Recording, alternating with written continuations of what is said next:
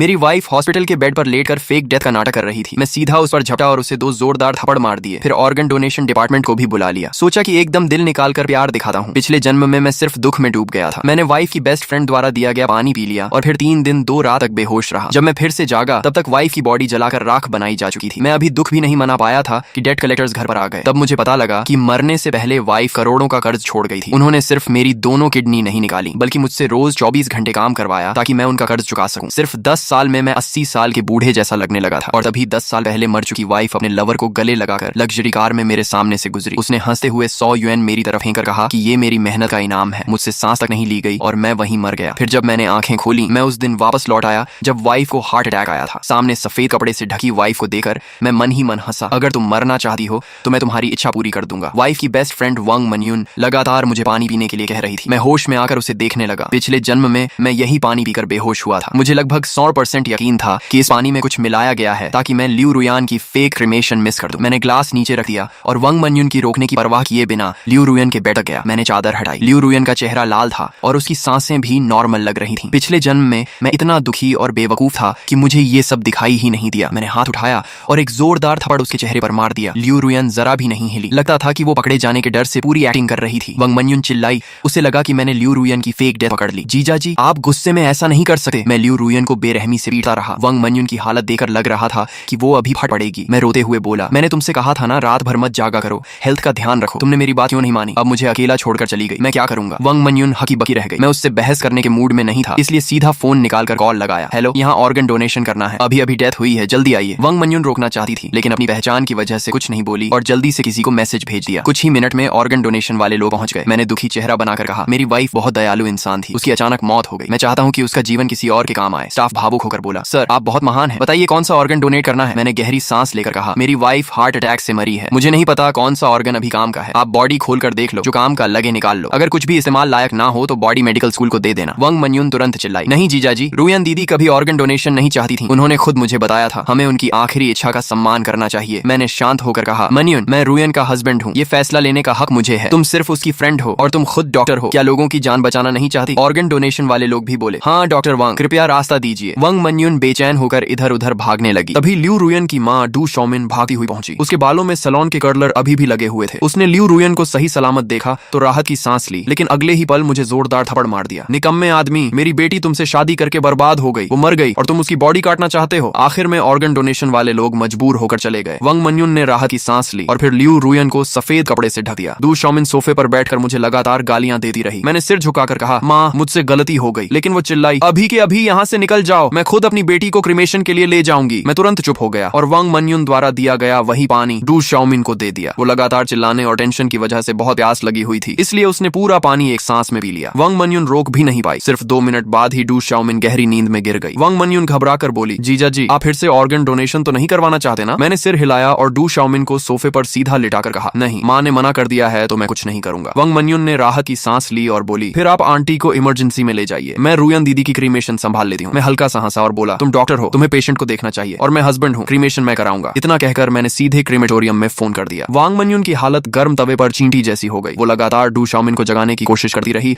लेकिन वो बिल्कुल नहीं उठी। आखिर क्रीमेटोरियम वाले आए और लियू रुयान को स्ट्रेचर पर ले गए। तभी वांग मनयून आखिर टूट गई और मेरा हाथ पकड़कर बोली, जीजा जी मुझे लगा अभी रुयान दीदी हिली थी, शायद उन्हें बचाया जा सकता है। मैंने डेथ सर्टिफिकेट उसके चेहरे पर फेंकते हुए कहा, अगर वो सच में जिंदा निकली तो हॉस्पिटल पर मर्डर का केस बनेगा और तुम भी बच नहीं पाओगी। वांग मनयून चुप हो गई। मैं हंसते हुए क्रीमेटोरियम की गाड़ी में बैठ गया। रास्ते में मैंने स्ट्रेचर पर पड़ी लियू रुयान को देखा और पाया कि उसकी उंगलियां हल्की हिल रही थी। शायद एनेस्थीसिया का असर खत्म हो रहा था और उसे एहसास हो चुका था कि सच में उसका क्रीमेशन होने वाला है। मैंने ड्राइवर से कहा, भैया जल्दी चलाओ, मेरी सास मेरी वाइफ की बॉडी छीनना चाहती है, लेकिन मैं चाहता हूँ कि वो पूरी बॉडी के साथ जाए। ड्राइवर ने एक्सेलरेटर पूरी ताकत से दबा दिया। रास्ते में मुझे पिछले जन्म की याद आने लगी। 10 साल बाद जब मैंने लियू रुयान को सड़क पर देखा था, वो पहले जैसी जवान और खूबसूरत दिख रही थी। मैं उसे पहचानने के लिए उसके सामने भागा था। उसने काफी देर बाद मुझे पहचान कर हंसते हुए कहा था, सिर्फ 10 साल में तुम मेरे दादा से भी बूढ़े लगने लगे। मैंने कांपती आवाज में पूछा था, तुम मरी नहीं थी? वो हंसकर बोली, मैंने तुमसे छुटकारा पाने के लिए फेक डेथ की थी। तब मुझे सब समझ आ गया था। अगर वो डिवोर्स लेती तो उसे अपनी आधी प्रॉपर्टी मुझे देनी पड़ती और चीटिंग का बदनाम टैग भी लगा, लेकिन फेक डेथ करके उसने सारा कर्ज मेरे सिर डाल दिया और खुद नई पहचान के साथ अपने लवर जी बोदा के साथ रहने लगी। फिर वो हंसते हुए बोली थी, असल में हॉस्पिटल में मैं तुम्हारी सारी बातें सुन सकती थी, तुम्हारे रोने की आवाज आज तक नहीं भूली। तुम आदमी होकर हंस जैसी आवाज में रो रहे थे, बहुत मजेदार था। उसकी हंसी सुनते सुनते मैं सीने को पकड़कर गिर पड़ा था। जी बोदा बोला, जान ये आदमी कहीं स्कैम तो नहीं कर रहा, चलो यहाँ से। और दोनों मुझे मरता छोड़कर चले गए थे। अब वर्तमान में मैं लियू रुयन के सीने पर झुककर उसकी हार्ट बीट सुनते हुए बोला, मुझे पता है तुम जिंदा हो, तुमने चीटिंग की, फेक डेथ की और मुझे कर्ज में डुबो दिया, लेकिन मैं तुमसे नफरत नहीं करता। तुम मरना चाहती हो ना, तो मैं तुम्हें जल्दी क्रीमेशन तक पहुंचा दूंगा। मुझे नहीं पता तुम्हें दर्द महसूस हो रहा है या नहीं, लेकिन मैं उम्मीद करता हूँ कि हो रहा हो, ताकि तुम जिंदा जलने का एहसास खुद कर सको। लियू रुयान की उंगलियां कांपने लगी और उसकी आंखों से आंसू बह निकले। मैंने उसके आंसू पहुंचते हुए कहा, अभी मत रो, फर्नेस में जाने के बाद और समय मिलेगा। मेरा फोन लगातार बज रहा था, कभी वांग मान्युन का कॉल आता तो कभी दू शाओमिन का, लेकिन मैंने एक भी कॉल रिसीव नहीं किया। आखिर इस वक्त मैं सिर्फ अपनी वाइफ को खो चुका एक दुखी हस्बैंड था, और ऐसे इंसान का किसी का फोन ना उठाना बिल्कुल नॉर्मल लगा है। ड्राइवर की तेज रफ्तार की वजह से आधे घंटे का रास्ता सिर्फ 20 मिनट में खत्म हो गया, लेकिन वहां पहुंचने के बाद पता चला कि क्रीमेशन ग्राउंड में आज बहुत भीड़ है और लियू रुयान की बारी आने में कम से कम 1 घंटा लगेगा। मैं तुरंत वहां के इंचार्ज के पास गया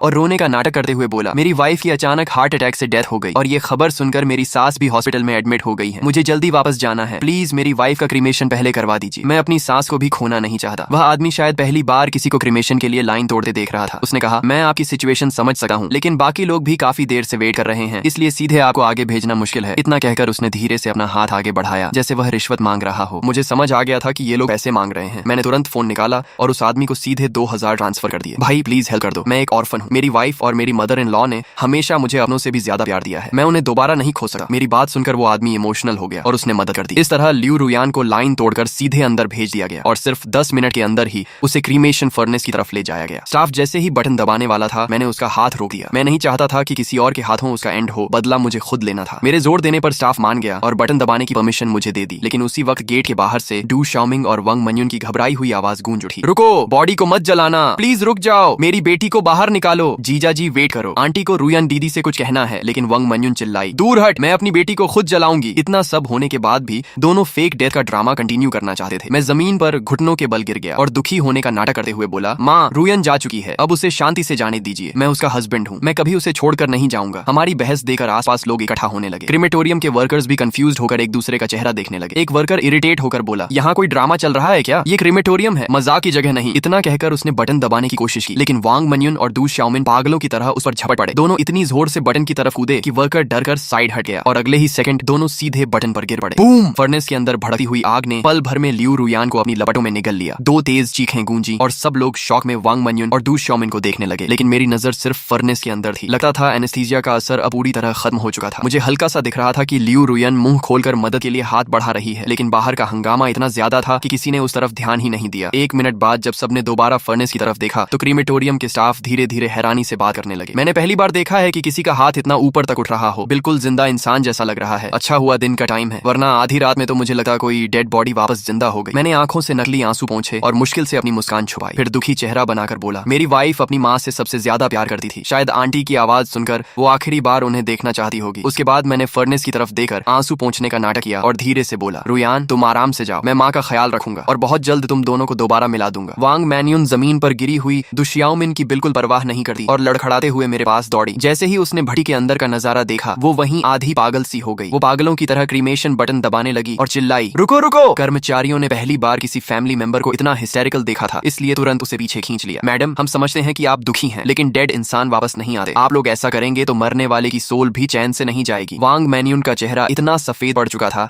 जैसे उसमें खून ही न बचा हो। वो धम्म से जमीन पर बैठ गई और सिर्फ मुझे रोकने की कोशिश करती रही। तभी डू शाओमिन हाथ पैर के बल रेंगती हुई मेरे पैरों तक आई, मेरी पैंट पकड़कर जोर जोर से चीखने लगी, तू कमीना है, तूने मेरी बेटी को मार डाला, मेरी बेटी की जान वापस कर। मैंने गहरी सांस ली और तुरंत डेथ सर्टिफिकेट निकालकर कहा, माँ मुझे पता है आप दुख में हैं, लेकिन रुयान की मौत से मेरा कोई लेना देना नहीं है। उसे अचानक हार्ट अटैक आया था। अगर भरोसा नहीं है तो मान्युन से पूछ लीजिए। उसी ने खुद रुयान को बचाने की कोशिश की थी और उसी ने ये डेथ सर्टिफिकेट मुझे दिया था। इतना कहकर मैंने सिर घुमाकर वांग मान्युन की तरफ देखा और बड़ी मुश्किल से अपनी मुस्कान दबाई। सही कह रहा हूँ ना मान्युन? वांग मान्युन के पास बोलने के लिए कुछ नहीं बचा था। अगर वो कहती कि इंसान मरा नहीं था तो फिर डेथ सर्टिफिकेट कैसे बना, और अगर कहती कि इंसान मर चुका था तो डू शाओमिन कभी यकीन नहीं करती। लेकिन मेरी बात सुनते ही डू शाओमिन को भी सब समझ आ गया। वो पागलों की तरह चिल्लाई, तू ही है, तूने मेरी बेटी को मार डाला, मेरी बेटी जिंदा थी, फिर डेथ सर्टिफिकेट क्यों बनाया? अब मेरी बेटी को जिंदा जलाकर राख कर दिया गया, इसकी पूरी जिम्मेदारी तेरी है। उसकी ये बात सुनकर वहाँ मौजूद हर इंसान शॉक में जम गया। कर्मचारियों के चेहरे तक सफेद पड़ गए। हे भगवान, ये तो मर्डर है। इतना सुनते ही डू शाओमिन की आंखें पलट गईं और वो सीधे बेहोश होकर गिर पड़ी। मैंने तुरंत मौका देकर वांग मान्युन के चेहरे पर जोरदार थप्पड़ मारा और गुस्से में चिल्लाया, मान्युन तुम डॉक्टर होकर ऐसा मजाक करती हो? दिमाग खराब हो गया है क्या? मेरी पत्नी मर चुकी है तो मर चुकी है, तुम ऐसी उल्टी सीधी बातें क्यों कर रही हो? वांग मान्युन मेरा थप्पड़ खाकर पूरी तरह सुन्न रह गई। आसपास के कर्मचारियों को भी लगने लगा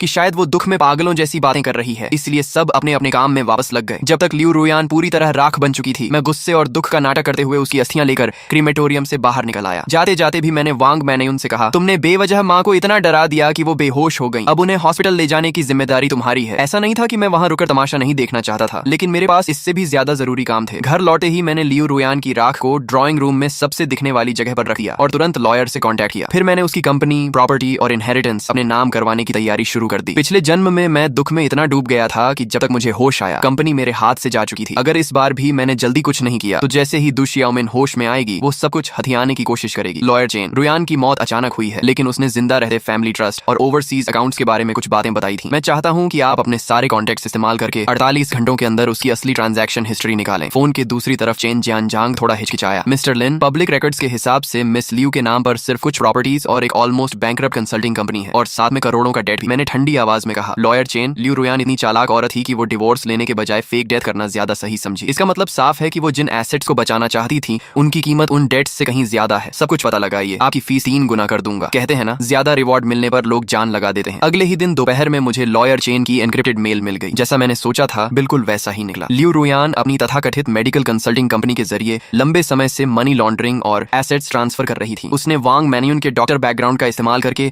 बड़ी मात्रा में इलीगल प्रिस्क्रिप्शन फॉर्मूलाज खरीदे थे और उन्हें कई ऑफशोर कंपनीज के नाम पर छिपा रखा था। लेकिन सबसे शॉकिंग बात यह थी कि मुझे एक सीक्रेट लॉकर का पता चला, जो उसी पुराने गराज के अंदर जब मैंने उस जंग लगी शटर को खोला तो सीधा सड़ी हुई बदबू मेरे चेहरे पर आ गई। ये वही कोना था जहां पिछले जन्म में मैं कभी नहीं गया था। मैंने एक हिडन कंपार्टमेंट खोला। अंदर कोई ज्वेलरी नहीं थी, सिर्फ कैश की गड्डियां और कई क्रिप्टो करेंसी स्टोरेज डिवाइसेस रखे थे। करोड़ों का डेट। लियू रुयान, तो तुम्हारा प्लान था कि मैं कर्ज में डूबकर नरक जैसी जिंदगी जीऊं और तुम करोड़ों के बिटकॉइन लेकर विदेश में जी बोयुआन के साथ मजे करो। मैंने गिना, सिर्फ वहां रखे कैश ही 20 लाख से ज्यादा थे। मैंने तुरंत बैंक में जमा नहीं कराया, बल्कि उन लोन कंपनीज से कांटेक्ट किया जिनसे लियू रुयान ने सबसे ज्यादा उधार लिया था। सूदखोरों से बचने का सबसे अच्छा तरीका भागना नहीं, उन्हें खरीद लेना होता है। मैंने उन सब के बॉसेस को एक लग्जरी प्राइवेट क्लब में बुलाया। लियू रुयान मर चुकी है, डेथ सर्टिफिकेट यहाँ है, आप सब सुन ही चुके होंगे। उनमें से एक बोला, मिस्टर लिन, इंसान मर जाए तो भी कर्ज खत्म नहीं होता। आप फर्स्ट हेयर हैं, पैसा आपको चुकाना होगा। मैंने शांत होकर कहा, मैंने कब कहा कि नहीं चुकाऊंगा? ये 2 मिलियन है, सिंसेरिटी के तौर पर पहले इंटरेस्ट दे रहा हूँ। बाकी डेट मैं लियू रुयान की कंपनी संभालने के बाद लीगल शेयर्स मॉर्गेज करके चुका दूंगा। लेकिन एक कंडीशन है, लियू रुयान की माँ दु शियाओमिन और वो आदमी जी बोदा, उनके पास अभी भी उसका हिडन मनी हो सकता है। अभी वो हर जगह ये अफवाह फैला रहे हैं कि मैंने मर्डर किया है ताकि इनहेरिटेंस हथिया सके। अगर वो सफल हो गए तो आप लोगों को 1 रुपया भी नहीं मिलेगा। एक आदमी बोला, तो आपका मतलब? मैंने ठंडे स्वर में कहा, उन्हें मेरे रिपेमेंट प्रोसेस में इंटरफियर मत करने देना और उन्हें भी डेट कलेक्टर्स का स्वाद चखने दो। अगर उन्हें एविडेंस चाहिए तो पहले उन्हें कर्ज के दलदल में डूबने दो। लियू रुयान की कंपनी का नाम था रुयान ट्रेडिंग। नाम सुनने में क्लासी था, लेकिन असल में वो इलीगल ट्रांजैक्शंस का शेल कंपनी थी। कंपनी संभालने के पहले दिन मैं 12 बॉडीगार्ड्स लेकर पहुंचा। फाइनेंस मैनेजर वांग छिन, जो वांग मैनयून की कजन थी, डर के मारे सफेद पड़ चुकी थी। मिस्टर लिन, ये रूल्स के खिलाफ है। मैडम लियू अभी गुजरी हैं और आप पुराने एम्प्लॉइज को निकाल रहे हैं। मैंने फाइल उसकी तरफ फेंकी। रूल्स, सरकारी पैसे में 3,80,000 की गड़बड़ी और फेक इनवॉइसेस। मैनेजर वांग, तुम रूल्स पर बात करोगी या इकोनॉमिक क्राइम ब्रांच में जिंदगी पर? मैंने कोल्ड स्माइल के साथ कहा, आधा घंटा है, कंप्यूटर से लियू रुयान और जी बोदा के सारे ईमेल्स और ट्रांजैक्शन रिकॉर्ड्स निकाल दो। काम हो गया तो ये पैसा सेवरेंस पे मान लेना, वरना जेल में अपनी कजन के साथ रहना। 20 मिनट में मुझे सब मिल गया। उसमें लियू रुयान द्वारा इलीगली एसेट्स ट्रांसफर करने के प्रूफ और विदेश में प्रॉपर्टी खरीदने के कॉन्ट्रैक्ट्स भी थे। जो चीजें उसने फेक डेथ के बाद नई जिंदगी शुरू करने के लिए जमा की थी, वही अब मेरे लिए फ्रॉड और इलीगल एसेट ट्रांसफर के एविडेंस बन चुकी थी। आसमान धुंधला था और मैं बैंक बैलेंस बढ़ते हुए देख रहा था, लेकिन दिल में कोई भावना नहीं थी। लियू रुयान की प्रॉपर्टीज, डिजिटल एसेट्स और कंपनी शेयर्स मिलाकर कुल वैल्यू 5 करोड़ से ज्यादा हो चुकी थी और करोड़ों का डेट अब लीगली उसके पर्सनल फ्रॉड डेट में बदल चुका था, क्योंकि असली कल्प्रिट मर चुकी थी और एसेट्स सेटल हो चुके थे। बाकी सारा कर्ज गारंटोर दु शियाओमिन पर डाल दिया गया। यही मेरा उसके लिए आखिरी गिफ्ट था। पत्नी, शुक्रिया, अब मेरे पास पैसा है, घर है, कंपनी है। अब मैं तुमसे भी ज्यादा शानदार जिंदगी जीऊंगा। मैं शराब पीकर सोफे पर ही सो गया। अगले दिन तेज नॉक की आवाज से मेरी आंख खुली। दरवाजा खोला तो बाहर वांग मैनयून, दु शियाओमिन और एक आदमी खड़ा था जो मुझसे कुछ साल बड़ा लग रहा था। शायद वही जी बोदा था जिसे मैंने पिछले जन्म में देखा था। उसके हाथ में 6-7 साल का एक लड़का था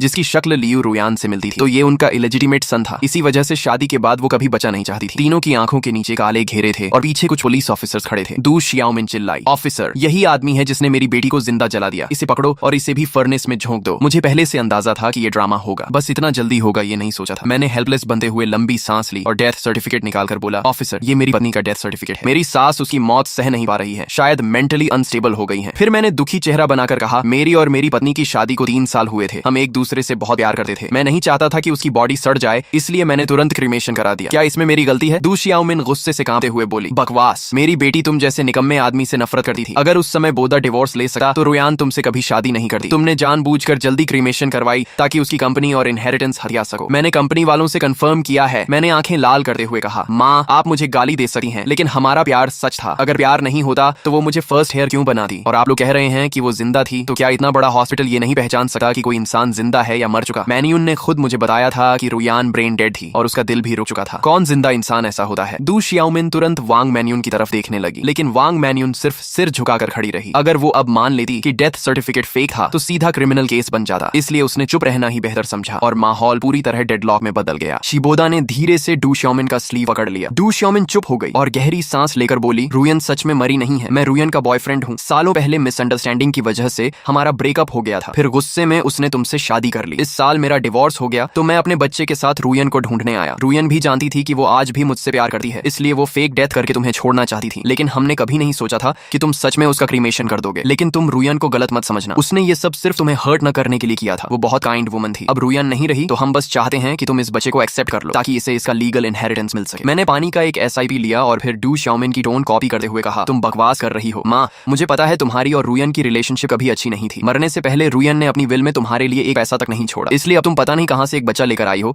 और रुयन पर झूठा इल्जाम लगाकर उसकी प्रॉपर्टी हथियाना चाहती हो। सही कहा ना? डू शियाओमिन गुस्से से लगभग फट पड़ी, लेकिन पैसों के लिए खुद को कंट्रोल करते हुए बोली, तुम झूठ बोल रहे हो। मेरी और रुयान की रिलेशनशिप बहुत अच्छी थी। ये बच्चा सच में रुयान का ही है, मुझे सब पता है। मैंने तुरंत लियू रुयान की विल बाहर निकाली और कहा, माँ अगर तुम्हारा रिश्ता इतना अच्छा था तो इस विल में तुम्हारा नाम तक क्यों नहीं है? सारी प्रॉपर्टी सिर्फ मेरे नाम क्यों है? डू शियाओमिन के पास कोई जवाब नहीं था। जिबोदा भी चुप खड़ा था क्योंकि वो खुलकर ये नहीं कह सकता था कि लियू रुयान ने मेरे नाम प्रॉपर्टी सिर्फ इसलिए छोड़ी थी ताकि सारे डेट्स मेरे सिर आ जाएं। मैंने उसके पीछे खड़े बच्चे की तरफ देखा और मन ही मन हंस पड़ा। अब समझ आया कि 3 साल तक परफेक्ट वाइफ बनने का ड्रामा अचानक क्यों बंद हो गया। असल में उसका फर्स्ट लव और बेटा वापस आ चुका था, लेकिन मुझे दुख नहीं हुआ क्योंकि मैं एक बार मर चुका था। मैंने शांत होकर कहा, अगर तुम बोल रहे हो कि ये बच्चा रुयान का है तो प्रूफ दिखाओ, जैसे लीगली अप्रूव्ड DNA टेस्ट या बर्थ सर्टिफिकेट। जिबोदा और डू शियाओमिन दोनों एक साथ बोले, कोई DNA टेस्ट नहीं है, बच्चा घर पर पैदा हुआ था इसलिए बर्थ सर्टिफिकेट भी नहीं है, लेकिन बच्चा रुयन का ही है। मैंने पुलिस की तरफ देखकर कहा, ऑफिसर अब आपको समझ आ गया ना? इन्हें पता है कि मेरी वाइफ का क्रीमेशन हो चुका है, इसलिए ये लोग एक बच्चा लेकर इनहेरिटेंस मांगने आ गए हैं। ऊपर से मुझे मर्डरर भी बोल रहे हैं, लेकिन इनकी बातों में खुद कॉन्ट्रडिक्शन है। डू शियाओमिन जल्दी से बोली, मैं बच्चे के साथ DNA टेस्ट करवा सकती हूँ। अगर मैं उसकी ग्रैंडमदर निकली तो इससे साबित नहीं होगा कि वो रुयन का बच्चा है। पुलिस ऑफिसर ने सिर हिलाया, नहीं ऐसे प्रूव नहीं होता। इससे सिर्फ ये साबित होगा कि आपका बच्चे से ब्लड रिलेशन है, लेकिन आपका और लियू रुयान का रिलेशन ऑफिशियली प्रूव नहीं होता। और अगर हो भी जाए फिर भी ये कंफर्म नहीं होगा कि लियू रुयान आपकी अकेली बेटी थी। मैं मन ही मन हंस पड़ा। असल में मैं लियू रुयान का जल्दी क्रीमेशन करवाना ही इसलिए चाहता था क्योंकि मुझे इसी सिचुएशन का डर था, और अब सच में वही हो रहा था। डू शियाओमिन और जिबोदा ने एक दूसरे की तरफ देखा, फिर जिबोदा दांत भींचकर बोला, बच्चा किसका है वो मैटर नहीं करता, लेकिन रुयान सच में जिंदा थी और इसी ने रुयान को जलवा दिया। ये मर्डरर है, इसे इनहेरिटेंस नहीं मिलना चाहिए। उसकी बात टेक्निकली सही थी, लेकिन पहले उसे ये प्रूव करना था कि मैं मर्डरर हूँ। मैं अचानक वांग मन्युन की तरफ मुड़ा और कहा, मन्युन अब तुम बताओ, रुयन जिंदा है या मर चुकी है? तुम डॉक्टर हो, तुम्हारा फैमिली भी है, सोच समझकर जवाब देना। शायद तुम्हें याद ना हो, लेकिन मुझे सब याद है। जब क्रीमेशन फर्नेस स्टार्ट होने वाला था तब तुम और माँ दोनों ने बटन दबाने से मुझे रोका था। अगर रुयन सच में जिंदा थी तो फिर तुम दोनों ही मर्डरर हुए ना? मैंने उनके रोकने वाले एक्शन को जानबूझकर मर्डर अटेम्प्ट की तरह पेश किया। डू शियाओमिन अभी तुम बकवास कर रहे हो बोलने ही वाली थी कि तभी वांग मन्युन ने दांत भींचकर कहा, रुयन दीदी सच में मर चुकी है। मैंने राहत की सांस ली, लेकिन तभी जिबोदा ने अपना फोन उठा लिया और कहा, मुझे पहले से पता था कि तुम लोग झूठ बोलोगे, इसलिए मैं प्रूफ लेकर आया हूँ। उसने फोन में वीडियो चला दी। वीडियो में जिबोदा, लियू रुयान, वांग मन्युन और डू शियाओमिन चारों सोफा पर बैठकर फेक डेथ का प्लान डिस्कस कर रहे थे। फोन से लियू रुयान की आवाज आई, उस वक्त मैं एनेस्थीसिया ले लूंगी, फिर तुम किसी तरह मेरे हस्बैंड को बेहोश कर देना, उसके बाद उसे बोल देना कि मेरा क्रीमेशन हो चुका है, काम हो जाने के बाद मैं तुम्हें 10 लाख दूंगी। लेकिन वीडियो अधूरी थी, उसमें वो प्राइवेट डिस्कशन नहीं था जिसमें ये लोग मेरे ऊपर डेट्स डालने की प्लानिंग कर रहे थे। वांग मन्युन नीचे बैठ गई, उसे समझ ही नहीं आ रहा था कि खुद को कैसे बचाए। वह घबरा कर बोली, मुझे सच में कुछ नहीं पता था। ऐसा लगा जैसे जिबोदा ने राहत की सांस ली हो। उसने कहा, मैंने तुमसे झूठ नहीं बोला, सच में तुमने ही रुयान को मारा है, इसलिए तुम्हें जेल जाना चाहिए और उसकी सारी प्रॉपर्टी आंटी की होनी चाहिए। मैं शॉक होने का नाटक करते हुए चुप रहा। थोड़ा इमोशंस बनाने के बाद मैंने बेहद दुखी आवाज में कहा, ऑफिसर मैं रिपोर्ट दर्ज करवाना चाहता हूँ। इन तीनों ने जानबूझकर मेरी पत्नी की फेक डेथ प्लान की और मुझे कुछ नहीं बताया। उस समय मैं दुख में टूट चुका था, इसलिए मुझे समझ ही नहीं आया कि मेरी पत्नी सच में मरी नहीं थी। ये दोनों जानते थे कि मैं अपनी पत्नी के ऑर्गन्स डोनेट करने वाला हूँ और उसका क्रीमेशन करवाने वाला हूँ, लेकिन इन्होंने जानबूझकर मुझे सच नहीं बताया। इन लोगों ने ही जानबूझकर मुझे मेरी पत्नी का क्रीमेशन करवाने पर मजबूर किया ताकि बाद में ये लोग किसी बच्चे को लेकर आएं और प्रॉपर्टी हड़प सके। मेरी पत्नी मर चुकी थी, इसलिए मैंने नॉर्मल प्रोसीजर के हिसाब से उसका क्रीमेशन करवाया। क्या यह भी गलत है? जाहिर सी बात थी, इसमें मेरी कोई गलती नहीं थी। उन दोनों ने सोचा था कि सच जानकर मैं टूट जाऊंगा और उनके कंट्रोल में आ जाऊंगा, लेकिन मैं पहले ही एक बार मर चुका था। मैं अब पिछली जिंदगी वाला सीधा और बेवकूफ इंसान नहीं रहा था। जिस पल मेरी दोबारा आंख खुली थी उसी पल मैंने तय कर लिया था कि आगे का हर कदम कैसे उठाना है। मेरा गला तक बैठ चुका था। मैंने रोते हुए कहा, जब मैं ऑर्गन्स डोनेट करना चाहता था तब माँ आप भी वहां थी। जब आपने डोनेशन रिजेक्ट किया तब आपने मुझे सच क्यों नहीं बताया? अगर सिर्फ डिवोर्स चाहिए था तो क्या मैं मना कर देता? साफ है कि आप लोगों ने ही रुयान को बहकाया, उसे फेक डेथ के लिए तैयार किया और मुझे ऐसा इंसान बना दिया जिसने अपनी अपनी ही पत्नी को क्रीमेशन फर्नेस तक पहुंचा दिया। आप लोग कितने निर्दयी हैं, दु शाओमिन घबराकर बोली, क्योंकि रुयान ने कहा था कि तुम्हें हर हाल में यकीन दिलाना होगा, इसलिए मैं सिर्फ ऑर्गन डोनेशन रोक सकती थी, सच नहीं बता सकती थी। मैंने तुरंत कहा, तो फिर यह क्या है? जब मैं क्रीमेटोरियम जा रहा था तब तुम लोगों ने मुझे फोन किया था, इसका मतलब तुम्हें पता था कि मैं रुयान का क्रीमेशन करने जा रहा हूँ। उस समय मैं इतना दुखी था कि फोन नहीं उठा पाया, लेकिन तुम मैसेज तो भेज सकती थी। और जब हम क्रीमेटोरियम पहुंचे तब भी रुयान का क्रीमेशन शुरू नहीं हुआ था। फिर तुम लोगों ने सच क्यों नहीं बताया? उल्टा सबके सामने जानबूझकर फर्नेस का बटन दबा दिया। दु शाओमिन और वांग मानियुन पूरी तरह चुप हो गई, लेकिन मैं सच्चाई जानता था। उन्हें पूरा भरोसा था कि सब कुछ समय पर हो जाएगा। बस अगर क्रीमेटोरियम में थोड़ी देर के लिए मुझे दूर कर दें तो उनका प्लान सफल हो जाएगा। आखिर रिस्क लेकर ही तो लोग अमीर बनते हैं। आखिरकार यह पूरा ड्रामा बिना किसी नतीजे के खत्म हुआ। हर कोई अपनी अपनी बात को सही साबित कर रहा था, इसलिए पुलिस हम सबको स्टेशन ले गई और इन्वेस्टिगेशन पूरी होने तक टेम्पोरेरी कस्टडी में रखा। कुछ दिनों की जांच के बाद पुलिस को पता चला कि मैं सच में एक बेहद सीधा साधा हस्बैंड था, जिसे अपनी पत्नी के अफेयर के बारे में कुछ भी नहीं पता था। मैं कभी लियू रुयान के बिजनेस ट्रिप्स या पार्टीज के बारे में सवाल नहीं करता था, कभी उसका फोन चेक नहीं करता था। पुलिस ने मेरे नेबर्स, दोस्तों और कॉलीग्स से पूछताछ की, घर के सीसीटीवी फुटेज भी देखे और कंफर्म किया कि हम दोनों एक परफेक्ट कपल की तरह रहते थे। हमारे बीच कभी लड़ाई तक नहीं हुई थी। पुलिस को तो ये पता नहीं हो सकता था कि मैं रीबर्थ लेकर आया हूँ। मौजूदा सबूतों के हिसाब से ऐसा हस्बैंड अपनी पत्नी को अचानक क्यों मारेगा? दूसरी तरफ दु शाओमिन, वांग मानियुन और जी बोदा की बातों में ढेर सारे लूप होल्स थे। उनके पास कई मौके थे मुझे यह बताने के कि लियू रुयान जिंदा है, लेकिन उन्होंने जानबूझकर तब तक इंतजार किया जब तक उसका क्रीमेशन नहीं हो गया। खासकर वांग मानियुन और दु शाओमिन ने अपनी आंखों से लियू रुयान को फर्नेस में जाते देखा, फिर भी सच नहीं बताया और खुद बटन तक दबा दिया। भले ही वे कह रहे थे कि यह एक्सीडेंट था, लेकिन कौन यकीन करता? ऊपर से शुरुआत से ही फेक डेथ प्लान बेहद खतरनाक और सस्पिशियस थी। आखिर इन्वेस्टिगेशन का रिजल्ट यह निकला कि मैं सिर्फ एक बेगुनाह और दुखी हस्बैंड था जिसने अपनी पत्नी खो दी, जबकि बाकी तीनों पर मर्डर कॉन्स्पिरेसी का केस बन गया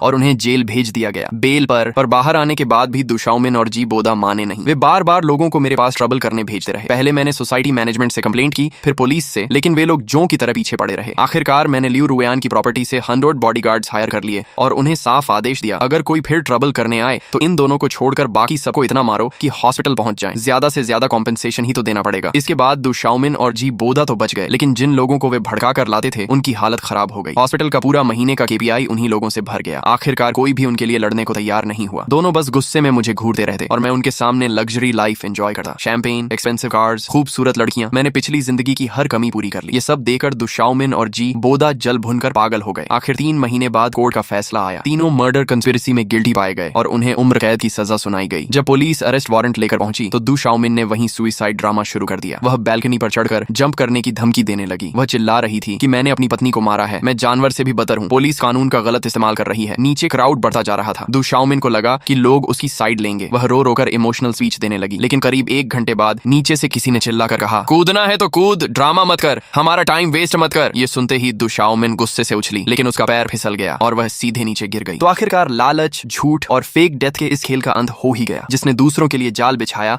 आखिर में वही अपने ही जाल में फंस गया। लेकिन दोस्तों, अगर आपको ये स्टोरी इंटरेस्टिंग लगी हो तो वीडियो को लाइक और चैनल को सब्सक्राइब जरूर करना। और अब अगली वीडियो किस स्टोरी पर चाहिए ये आप लोग हमारे चैनल की कम्युनिटी पोस्ट में जाकर वोट करके डिसाइड कर सकते हो। साथ ही हमारा टेलीग्राम चैनल भी ज्वाइन कर लो, वहां आपको अपकमिंग वीडियोस, अपडेट्स और एक्सक्लूसिव कंटेंट सबसे पहले मिलेगा।